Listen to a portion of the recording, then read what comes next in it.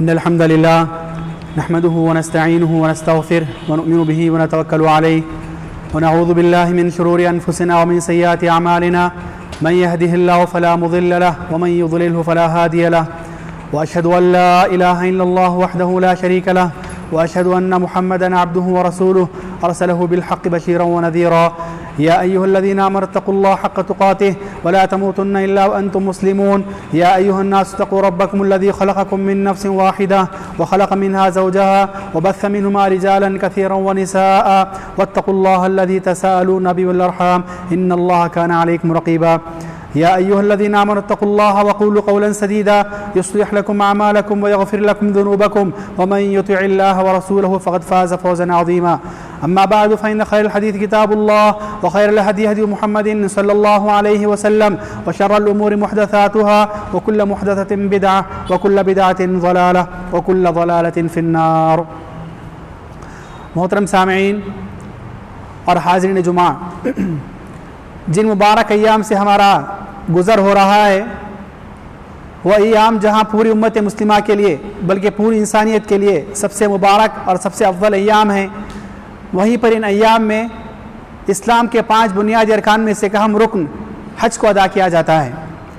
محترم سامعین، یہ ذی الحجہ کا مہینہ ہے اور اسی طرح اسلام کا 5واں رکن حج، فریضہ حج اسی ماہ میں ادا کیا جاتا ہے.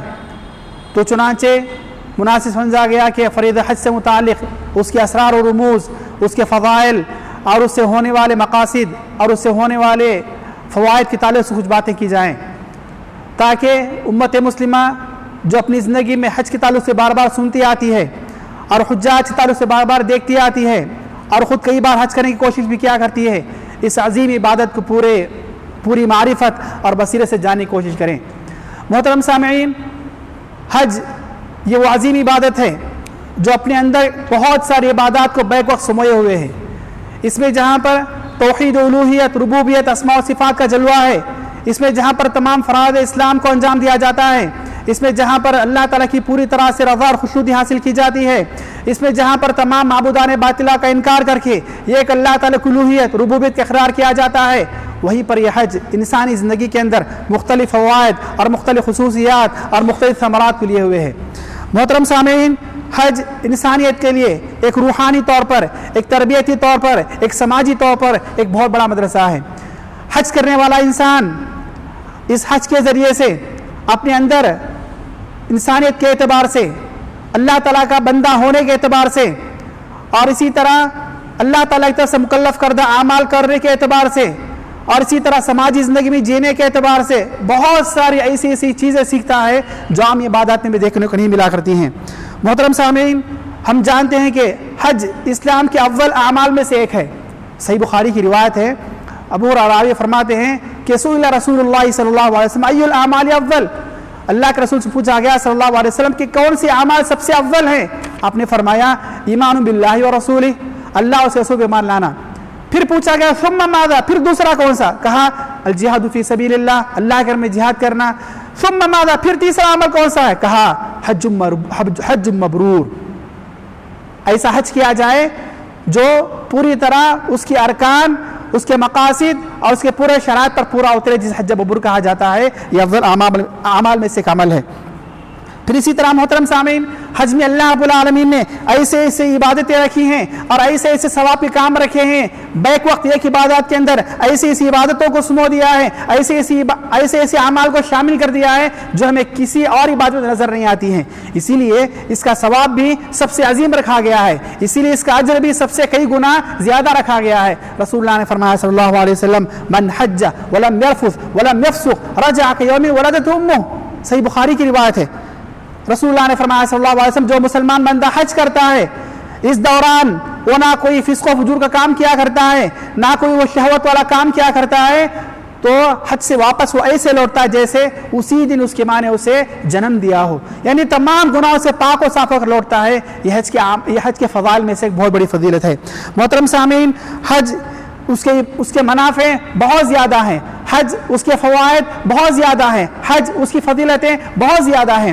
حج کی ایک بہت بڑی فضیلت یہ ہے کہ یہ واحد عمل ہے جو بندے کے سارے گناہوں کو معاف کر دیا کرتا ہے، صحیح مسلم کی روایت ہے، عمرو بن العاص رضی اللہ تعالیٰ عنہما جب وہ اسلام لا رہے تھے تو رسول اللہ نے ان سے فرمایا صلی اللہ علیہ وسلم، الحج یہدم ما کان قبلہ، الحج یہدم ما کان قبلہ، حج انسان کے پہلے سارے گناہ کو مٹا دیتا ہے، سارے گناہوں کو ختم کر دیا کرتا ہے۔ یقیناً یہ ایک عبادت تمام عبادات کو معاف کر دے، ہمیں کوئی اور عبادت ایسی نہیں ملا کرتی ہے۔ پھر اسی طرح محترم سامعین، حج یہ وہ عمل ہے جس کا انجام اور جس کا اجر و ثواب آخر کار جا کر صرف جنت کے حصول پر ملتا ہے۔ رسول اللہ نے فرمایا صلی اللہ علیہ وسلم، والحج المبرور لیس له ثواب الا الجنہ لیس له جزاء الا الجنہ، حج مبرور اس کا اجر و ثواب صرف اور صرف جنت ہی ہے۔ تو ایسی عظیم عبادت ہے، ایسا عظیم کام ہے جو آج کے مہینوں میں کیا جا رہا ہے۔ یاد رکھیں محترم سامعین، حج سرتاپا توحید کی نشانی ہے۔ حج ابتدا سے لے کر انتہا تک توحید پر مبنی ہے۔ حج کے اندر تمام معبودان باطل کا کھلم کھلا انکار کیا جاتا ہے، طاغوت کا کھلم کھلا انکار کیا جاتا ہے، اور ایک اللہ وحدہ لا شریک لہ پر ایمان کی گواہی دی جاتی ہے، اور ببانگے دہل کھلم کھلا باجماعت انفرادی طور پر اللہ تعالیٰ کی الوہیت کو پکارا جاتا ہے، لبیک اللہم لبیک لبیک لا شریک لک لبیک ان الحمد والنعمت لک والملک لا شریک لک۔ حج پورے کا پورا توحید پر مبنی ہے۔ علامہ ابن القیم رحمہ اللہ تلبیہ کے تعلق سے فرمایا کرتے ہیں، اس کے معنی یہ ہوا کرتے ہیں کہ اخلصت لبی وقلبی لک، یعنی اللہ رب العالمین میں نے اپنے دل و دماغ کو، اپنے تمام تاثرات کو، اپنی تمام خواہشات کو تیرے لیے خالص کر دیا ہے۔ وجعلت لک لبی وخالصی، اور میں نے اپنے دل کو اور اپنے تمام نفسانی خواہشات کو تیرے ماتحت کر دیا ہے۔ تو بندہ اپنے آپ کے اللہ تعالیٰ کے سامنے حاضر ہونے کی گواہی دیا کرتا ہے لبیک لبیک کہہ کر، اور کہتا ہے کہ اللہ رب العالمین میں تجھ پر ایمان لایا ہوں اور تیرے سامنے حاضر ہوا ہوں تیری عبادت کرنے کے لیے، تیرے احکام پر عمل کرنے کے لیے، تیرے فرامین کو بجا لانے کے لیے، اور تیرے منع کیے ہوئے کاموں سے رکنے کے لیے لبیک اپنے آپ کی وہ گواہی کی حاضری دیتا ہے۔ اسی طرح محترم سامعین، حج میں ایک بہت ہی اہم دن اور ایک بہت ہی اہم رکن اور ایک بہت ہی افضل عبادت ہے، وہ ہے عرفے کا دن، وقوف عرفہ، جس کی فضیلت کئی ناحیوں سے آتی ہے۔ سب سے پہلا یہ کہ حاجی کے لیے تمام ایام میں سب سے مبارک اور سب سے افضل اور سب سے اہم دن وہ عرفے کا دن ہے۔ اور اسی طرح ایک اور فضیلت یہ بھی عرفے کی کہ عرفے کی جو دعا ہے وہ تمام دعاؤں میں سب سے افضل دعا ہے۔ رسول اللہ نے فرمایا صلی اللہ علیہ وسلم، افضل ما قلت انا والنبیون من قبلی لا الہ الا اللہ وحدہ لا شریک لہ لہ الملک ولہ الحمد وہو علی کل شیء قدیر۔ ہم لوگ جانتے ہیں کہ قرآن کریم میں اور احادیث نبویہ میں لا تعداد آیتیں ملتی ہیں، لا تعداد اذکار میں ملتے ہیں، لیکن یہ جو افضلیت اور تمام اذکار میں سب سے افضل کہا جانا، اور یہ بھی کہ اس بات کا ذکر کرنا کہ یہ وہ ذکر ہے، یہ وہ دعا ہے جسے تمام انبیاء کرام نے کہا ہے، ہمیں کسی ذکر کے تعلق سے فضیلت ملتی ہے، اور وہ ذکر عرفے سے متعلق ہے، جسے ہر آجی کو عرفے کے دن کثرت سے پڑھنا ہوا کرتا ہے۔ عرفے کی فضیلت میں سے ایک فضیلت یہ بھی ہے، رسول اللہ نے فرمایا صلی اللہ علیہ وسلم کہ اللہ رب العالمین ما من یوم اکثر من ان یعتق اللہ فی عبدا من النار، اللہ تعالیٰ تمام ایام میں سب سے زیادہ بندوں کو عرفے کے دن جہنم سے آزاد کیا کرتے ہیں۔ اللہ تعالیٰ عرفے کے دن بندوں کو سب سے زیادہ جہنم سے آزاد کیا کرتے ہیں۔ پھر اس کے بعد وَأَنَّهُ يَدْنُو ثُمَّ يُبَاهِ بِهِ الْمَلَائِكَةُ فَيَقُولُ مَاذَا أَرَادَ هَؤُلَاءِ، اللہ تعالیٰ عرفے کے دن تمام بندوں کو، اکثر بندوں کو جہنم سے آزاد کرتے ہیں، اور فرشتوں کے سامنے اللہ رب العالمین فخری انداز سے کہتے ہیں کہ میرے بندے ہیں جو آئے ہوئے ہیں، یہ کیا چاہتے ہیں، ان کی تمنا کیا ہے، یعنی ان کی تمنا کو پورا کر دیا جائے۔ اور ہر حاجی کی تمنا ہی ہوا کرتی ہے کہ اسے جنت میں داخل کر دیا جائے، جہنم سے نکال دیا جائے، اللہ تعالیٰ کی رضامندی حاصل ہو جائے۔ المہم حج کا ایک ایک رکن، حج کے ارکان میں سے ایک ایک رکن اپنے اندر عبادات کا سمندر سموئے ہوئے ہے، جس کو جاننا ہمارے لیے بہت ضروری ہے۔ محترم سامعین، حج اسلام کے 5 ارکان میں سے ایک اہم رکن ہے، جیسا کہ میں نے شروع خطبے میں بتایا، اور اللہ رب العالمین نے جو عبادتیں فرض کی ہیں، بھلے وہ عبادت مالی ہو یا بدنی ہو یا لسانی ہو یا عقدی ہو، اس کی بڑی حکمتیں ہوا کرتی ہیں، یاد رکھیے تمام عبادات کا لب لباب یہی ہوا کرتا ہے کہ بندہ اپنے آپ کو اللہ تعالیٰ کے لیے ماتحت کرتے، بندہ تمام معبودان باطلہ کا انکار کر کے یہ کہ اللہ تعالیٰ کی الوہیت ربوبیت کا اقرار کرے، قل ان صلاتی و نسکی و محیای و مماتی للہ رب العالمین۔ ایک اور مقصد یہ ہوا کرتا ہے کہ ان عبادات کے ذریعے سے بندہ تزکیہ نفس کر لے، اپنے گناہوں کو پاک و صاف کر لے، اللہ تعالیٰ کی قربت حاصل کر لے، جہنم سے دور ہو جائے۔ ایک مقصد یہ بھی ہوا کرتا ہے کہ بندہ اپنے دل و دماغ کو، اپنے جسم کو نفسانی خواہشات سے، شہوات سے دور کر لے۔ ایک اور مقصد یہ ہوا کرتا ہے کہ بندہ اپنے آپ کو عبادات کا عادی بنا لے، عبادات کا عادی ہو جائے، ذکر اللہ کا عادی ہو جائے۔ ایک اور مقصد یہ بھی ہوا کرتا ہے عبادات کا کہ بندہ دنیا کی غلامی سے اپنے آپ کو آزاد کر کے اللہ تعالیٰ کی غلامی میں اپنے آپ کو دے دے۔ جیسا کہ اسلام کا مقصد ہی ہوا کرتا ہے کہ اسلام انسانیت کو انسانوں کی غلامی سے نکال کر اللہ تعالیٰ کی غلامی میں ڈالتا ہے، تو عبادت کا مقصد یہ بھی ہوا کرتا ہے کہ بندہ انسانوں کی غلامی سے نکال کر اللہ تعالیٰ کی غلامی میں چلا جائے۔ یہ ساری حکمتیں تمام عبادات کی ہوا کرتی ہیں، اور یہ ساری حکمتیں اور یہ سارے اغراض و مقاصد ہمیں حج میں نظر آتے ہیں۔ یہ ایک عبادت اپنے اندر بہت سارے رموز، بہت سارے فوائد، بہت سارے فضائل اور بہت سارے مقاصد سموئے ہوئے ہیں، شامل کیے ہوئے ہیں۔ ایسی عبادت ہمیں تمام عبادات میں کہیں پر نہیں ملا کرتی ہے۔ محترم سامعین، حج، اس کی فرضیت کے اسرار کیا ہیں؟ کیوں اللہ رب العالمین نے اس حج کو فرض کیا ہے؟ اور حج کے اسرار و رموز کیا ہیں؟ حج میں پائے جانے راز کیا ہیں؟ اگر ہم مفسرین کی کتابیں پڑھتے ہیں، تفاسیر پڑھتے ہیں، احادیث نبویہ کی شروحات پڑھتے ہیں، علماء اسلام کے اقوال پڑھتے ہیں، تو حج کے تعلق سے ہمیں کافی باتیں ملتی ہیں کہ حج میں اللہ رب العالمین نے کیا کیا اسرار رکھے ہیں، کیا کیا رموز اور کیا کیا راز کی باتیں رکھی ہیں، اور وہ کون سی گپت باتیں ہیں جو حج کا اصل مقصد ہوا کرتی ہیں۔ سب سے پہلی بات یہ کہ بندہ حج کا سب سے پہلا راز یہی کہ بندہ اپنے آپ کو اللہ تعالیٰ کے ماتحت کر دے۔ اسی لیے ہم دیکھتے ہیں کہ بندہ جیسے حج کا ارادہ کرتا ہے اور جیسے احرام پہنتا ہے سب سے پہلے وہ تلبیہ پڑھا کرتا ہے، لبیک اللہم لبیک لبیک لا شریک لک لبیک۔ تو حج کا سب سے بڑا مقصد، سب سے بڑا راز وہ توحید کو ثابت کرنا ہوا کرتا ہے۔ ایک اور چیز ہم دیکھتے ہیں کہ حج کے ارکان میں، حج کے جتنے بھی ارکان ہیں، بھلے وہ احرام پہننا ہو، بھلے وہ تلبیہ کہنا ہو، بھلے وہ صفا مروہ کی سعی ہو، کعبۃ اللہ کا طواف ہو،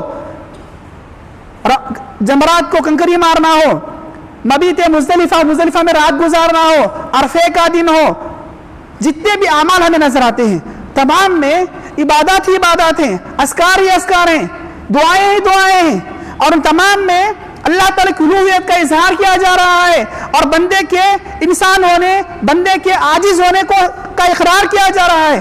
یہ حج کی بہت بڑی فضیلت اور حج کا بہت بڑا راز ہے۔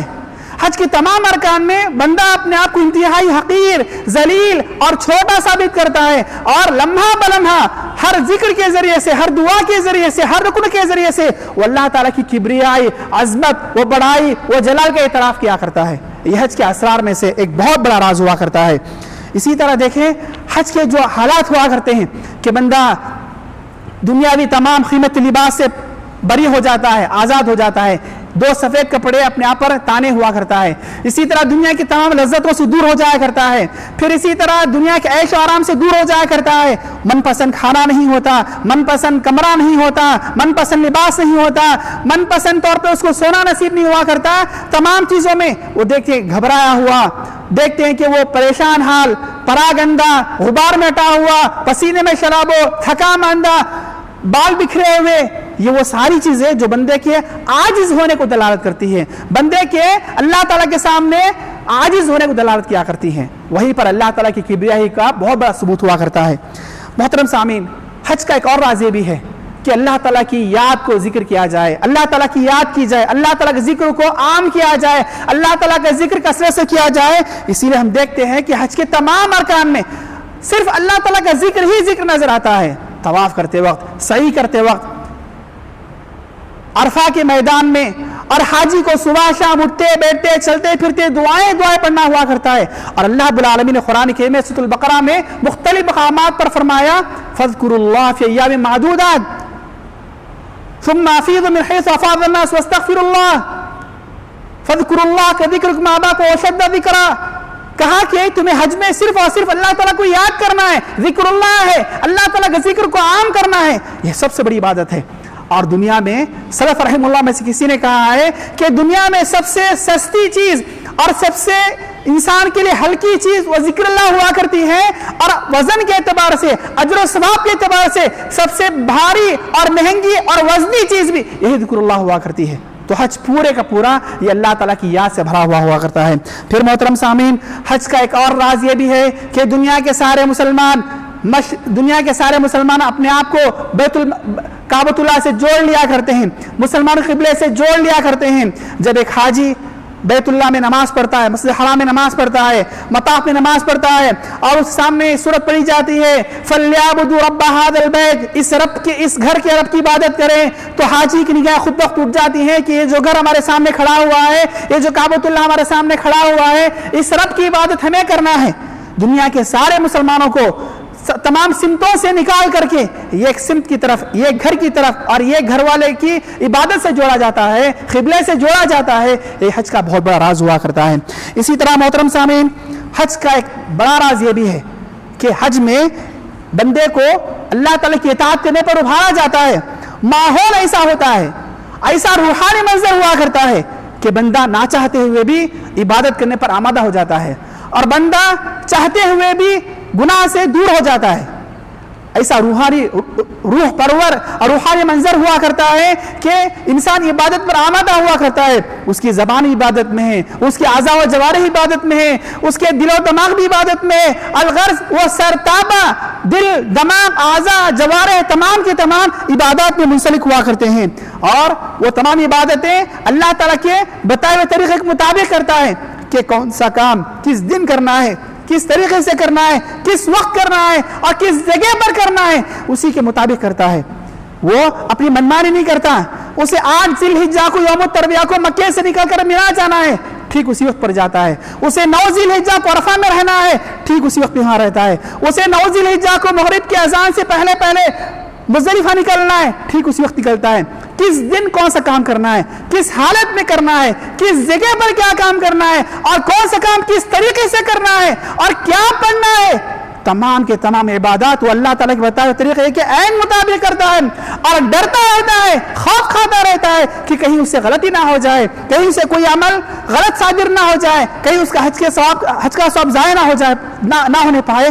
بندہ عبادات سے اتنا جڑا ہوا رہتا ہے کہ چاہتے ہوئے بھی وہ اللہ تعالیٰ کی نافرمانی نہیں کر سکتا ہے۔ یہ حج کا ایک بہت بڑا راز ہے۔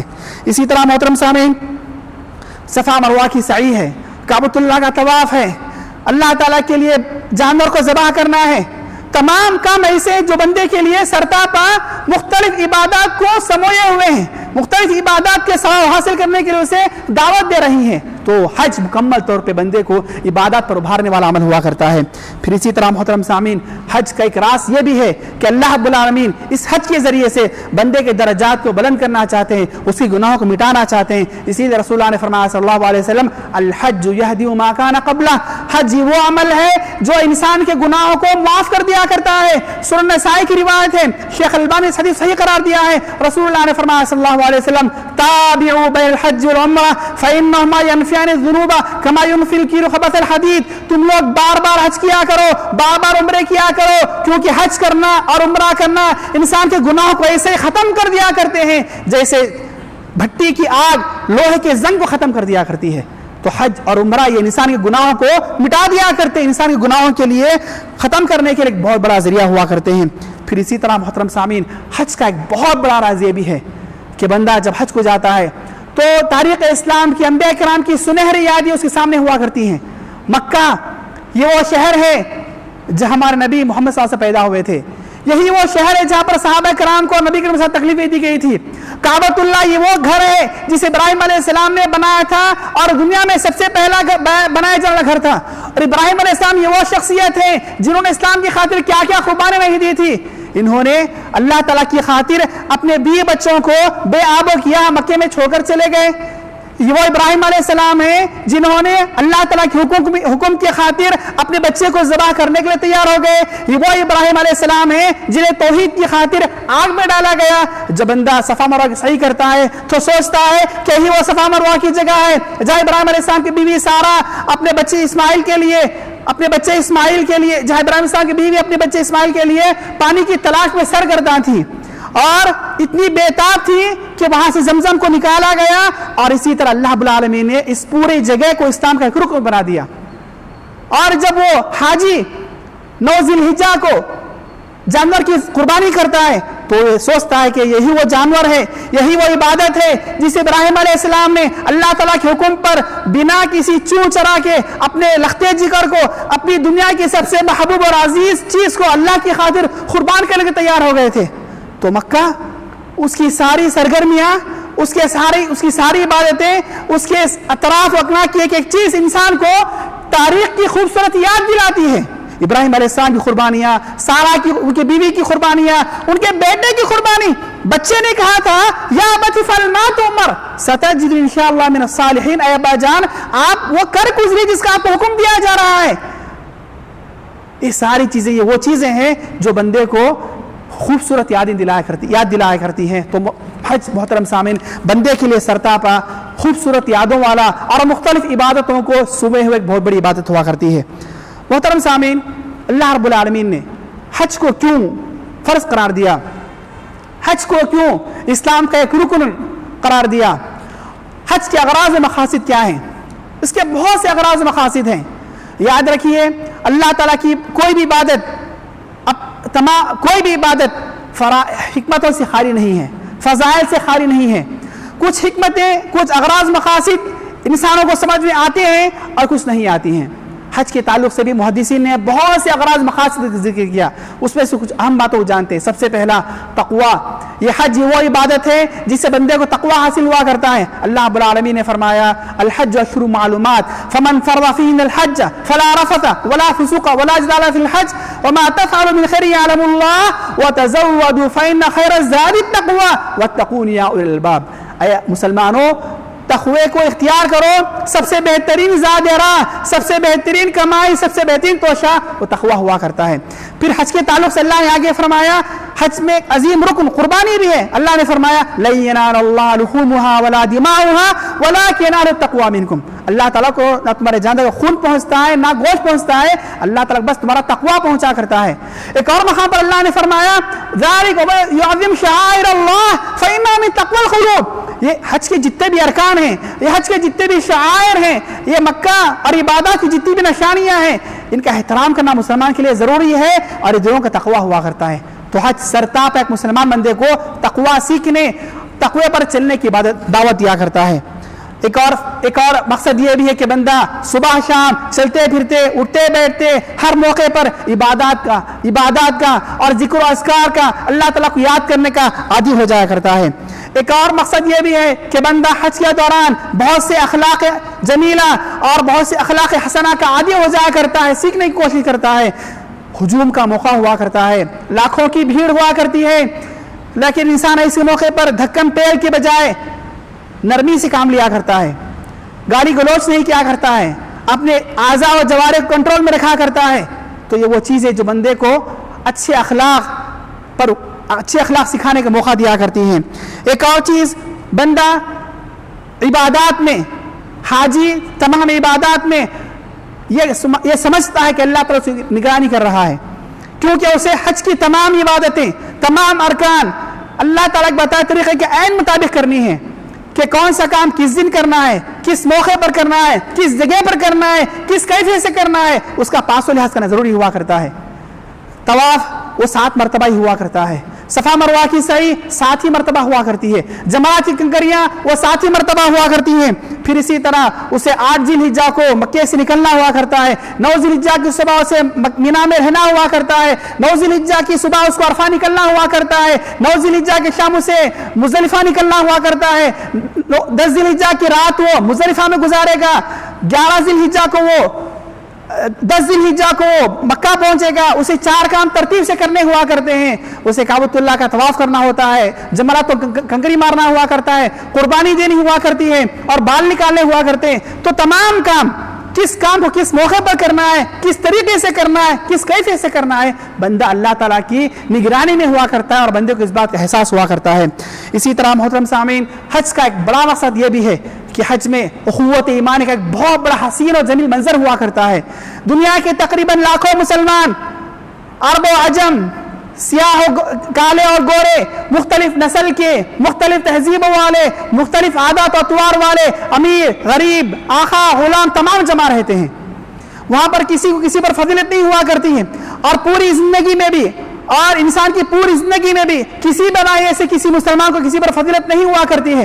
رسول اللہ نے فرمایا صلی اللہ علیہ وسلم ان اباکم واحد الا لا فضل لعربی علی عجمی ولا لعجمی علی عربی ولا لاسود علی احمر ولا لاحمر علی اسود الا بالتقوی. یاد رکھو کسی عربی کو کسی عجمی پر فضیلت نہیں ہے، کسی عجمی کو کسی عربی پر فضیلت نہیں ہے، کالے کو گورے پر نہیں، گورے کو کالے پر نہیں، اگر ہے تو صرف اور صرف تقوی کی بنیاد پر ہے. لہذا قوت ایمانی کا بڑا ہی حسین و جمیل منظر ہوا کرتا ہے. مالدار امیر غریب آقا غلام تمام کے تمام اخوت ایمانی کے جذبے سے شرسار نظر آتے ہیں. تمام میں اخوت ایمانی جذبہ بھرا پڑا ہوا کرتا ہے. یہ حج کا ایک مقصد ہوا کرتا ہے کہ اللہ تعالیٰ بتانا چاہتے ہیں کہ تم تمام مسلمان بھائی بھائی ہو. وَكُونُوا عِبَادَ اللَّهِ إِخْوَانًا، اے اللہ کے بندو تم بھائی بھائی بن کر رہو. انما المؤمنون اخوہ، تم تمام آپس سے بھائی بھائی ہو. یہ حج کا ایک بہت بڑا درس ہوا کرتا ہے. اسی طرح محترم سامعین ایک مقصد یہ بھی ہے کہ آپس میں تعارف ہوتا ہے مسلمانوں کا.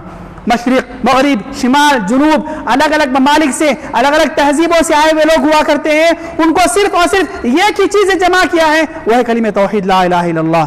تو مسلمان آپس میں ایک دوسرے سے تعارف حاصل کیا کرتے ہیں. اس کا بہت بڑا مقصد ہوا کرتا ہے. اسی طرح محترم سامعین حج کا ایک مقصد یہ بھی ہوا کرتا ہے کہ انسان